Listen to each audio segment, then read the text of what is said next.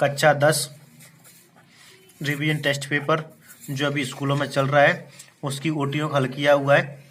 तो ये सारी ओटीओ के आंसर आप एक बार देख सकते हैं व्यू में, जो कि 70 तो आप वीडियो रोक कर भी देख सकते हैं, जबकि मैंने पूरे सवाल को सोल्यूशन के रूप में भी ये समझाया हुआ है एक्सप्लेन करके, क्योंकि ये इन फ्यूचर आपके अगले पेपरों में भी आ सकती हैं। तो आप इन्हें वीडियो में रोक के देख सकते हैं, बाद में इनका हल भी देख सकते हैं। और जो मेरा चैनल है उसको सब्सक्राइब जरूर करें, क्योंकि मैथ की नेक्स्ट वीडियो आती रहेंगी यदि आपके सब्सक्राइब मुझे ज़्यादा मिले तो। धन्यवाद। कक्षा 10वीं का रिवीजन टेस्ट पेपर मैथ जो कि स्कूल में किया जा रहा है, तो उसकी ओटीओ के बारे में हल कर रहे हैं। 3 के प्रथम 5 गुणजों का योगफल। 3 के प्रथम 5 गुणज यानी आप सीधे ले सकते हो किताब में आप हल करने के लिए। 3, 6, 9, 12 और 15 इनका योगफल पूछा हुआ है। तो 3 और 6 9, 9 9 18, 18 12 30 और 15 कितना होता है 45। तो अपनी किताब के अनुसार आंसर हो जाएगा कितना 45। इसी प्रकार 2 शून्य दिए -2 और -5 वाले बहुपदों की संख्या। यदि -2 और -5 और +5 दी बहुपद के शून्यक हैं तो इससे एक बहुपद बनेगा x+2, इससे बहुपद बनेगा x+5। इन दोनों बहुपदों के शून्यक होंगे -2 -5। हमसे पूछा है बहुपद कितने होंगे, तुम्हारे बहुपद होंगे कितने यहाँ पे 2। आंसर कौन सा हो जाएगा बी ऑप्शन 2 आंसर।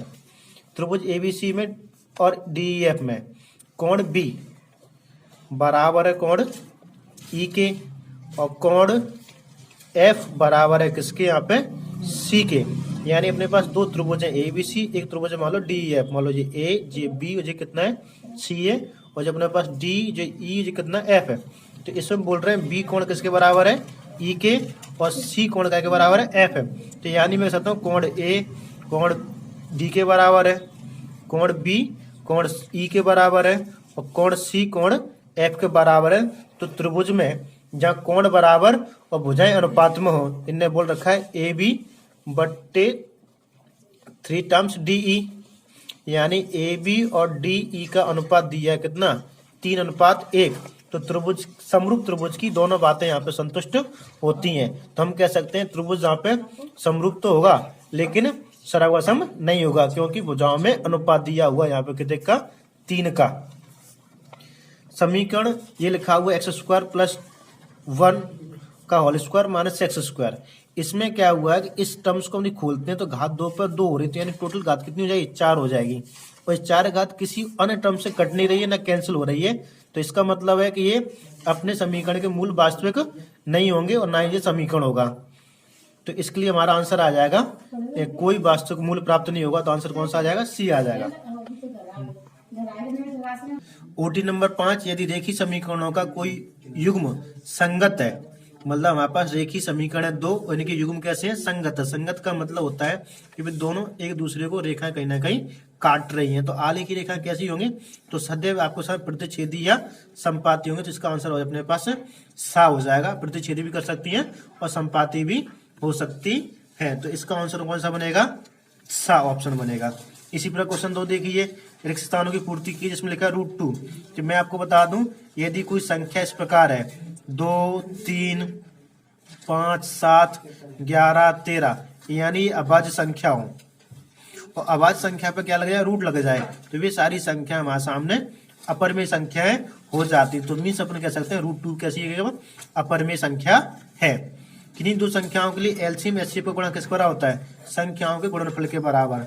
इस उदाहरण के माध्यम से समझ जा सकता है, लेकिन अभी आप समझ लीजिए संख्याओं के गुणनफल के बराबर होता है एलसीएम और एचसीएफ का गुणा। जैसे मैं कहूँ 6 और 8 2 संख्याएं, तो इनका जो एलसीएम है वो आएगा अपने सामने कितना एलसीएम आएगा 24 आएगा, और इनका एचसीएफ कितना आएगा 2 आएगा। तो यानी इधर भी 48 इधर भी 48 हो जाएगा। तो कह सकते हैं ये 2 संख्याएं और इनका एलसीएम और एचसीएफ के गुणा के बराबर होता है संख्याओं का गुणनफल। तो हमारा आंसर कौन सा हो जाएगा इसमें संख्याओं का गुणनफल। सभी वर्ग समरूप होते हैं। समरूप का मतलब है कि उस वर्ग बड़ा हो चाहे छोटा, पर उनकी आकृति कैसी होती है बराबर ही होती है, इसलिए सभी वर्ग कैसे होते हैं समरूप होते हैं। द्विघात समीकरण में बहुपद में अधिक से अधिक 2 शून्यक हो सकते हैं। 2 शून्यक का मतलब बेटा कि द्विघात है तो द्विघात समीकरण है तो उसके 2 शून्य होंगे या 2 मान निकल के आएंगे किसके, चर राशि के।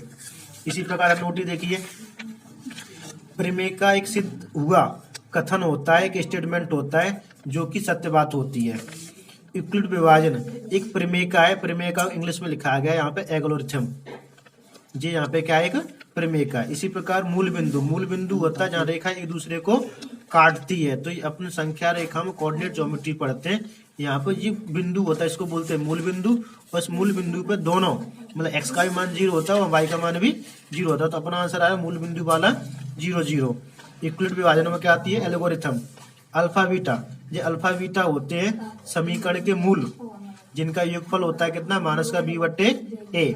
एक्स क्यू एक त्रिघात बहुपद है जिसमें घात कितने के 3 है, तो c बराबर डी क्यू प्लस आर। ये यूक्लिड विभाजन की एल्गोरिथम यानी प्रमेय का है, जिसमें d यहाँ पे भाजक है, q यहाँ भागफल है, r यहाँ पे शेषफल है। तो r का जो मान होता है वो 0 भी हो सकता है, 0 से बड़ा भी हो सकता है, लेकिन छोटा किससे होता है, जिसे हम भाग देते हैं यानी d से छोटा।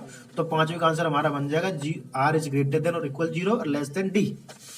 सत्य वाली बातों में देखें यहाँ पे, तो ओटी नंबर 2 शुरू करते हैं। घात एक के बहुपद को हम लोग रेखीय बहुपद कहते हैं, जबकि यहाँ पे बोला गया द्विघात बहुपद, यानी ये बात कैसी हमारे सामने असत्य है। इसी प्रकार सभी सर्वसम आकृतियां समरूप होती हैं, किंतु इसका विलोम सत्य नहीं है। विलोम का मतलब है सर्वसम आकृति समरूप तो हो सकती है, लेकिन समरूप आकृति सर्वसम हो ये बात नहीं होती। यानी हम कह सकते हैं जो वर्ग है वो ये समरूप हो जाएंगे वर्ग, लेकिन सर्वसम नहीं होते, क्योंकि इसकी भुजा मान लो सपोज जहाँ पे 4 है, इसकी भुजा मान लो कितनी 2 है, तो ये भुजाओं में अनुपात आ गया तो समरूप तो हो गए, लेकिन ये सर्वसम नहीं हो सकते। तो ये अपने पास क्या है, ये सर्वसम आकृति समरूप तो होती है किंतु इसका विलोम सत्य नहीं है। यानी ये बात कैसी कही इन्होंने, सही बात कही है, तो सत्य कथन हो गया ये। इसी प्रकार द्विघात समीकरण x square plus b square दो भिन्न वास्तविक मूल होते हैं। हाँ, इसमें क्या लिखा है, लेस देन 0 लिखा हुआ है, लेस देन डी। यदि लेस देन 0 डी लिखा हुआ है तो इसके मूल वास्तविक ना होते हुए अवास्तविक होंगे, यानी काल्पनिक आंसर आएंगे, यानी इसके मूल तो आएंगे नहीं, यदि आएंगे तो कैसे होंगे, यहाँ पे काल्पनिक होंगे लेस देन 0 में। a1 बटे a2 नॉट इक्वल b1 बटे b2 लिखा, इस स्थिति में रेखीय समीकरण का युग्म संगत होता है, यानी दोनों रेखाएं एक दूसरे को काटती हैं या कह सकते हैं प्रतिच्छेद करती हैं। ठीक है, तो इसमें आंसर क्या आंसर जाएगा अपना, राइट आंसर हो जाएगा सत्य। अब अगली लास्ट ओटी देख ली, 5वां। रेखीय समीकरण युग्म का सबसे व्यापक रूप क्या है। रेखीय समीकरण युग्म माने जोड़ा। रेखीय समीकरण का पूरा जोड़ा लिखना तो होगा a1x plus b1y plus c1 बराबर 0। दूसरा समीकरण लिखा है a2x plus b2y plus c2 बराबर 0। ये रेखीय समीकरण व्यापक रूप होता है। दो आकृति जिनके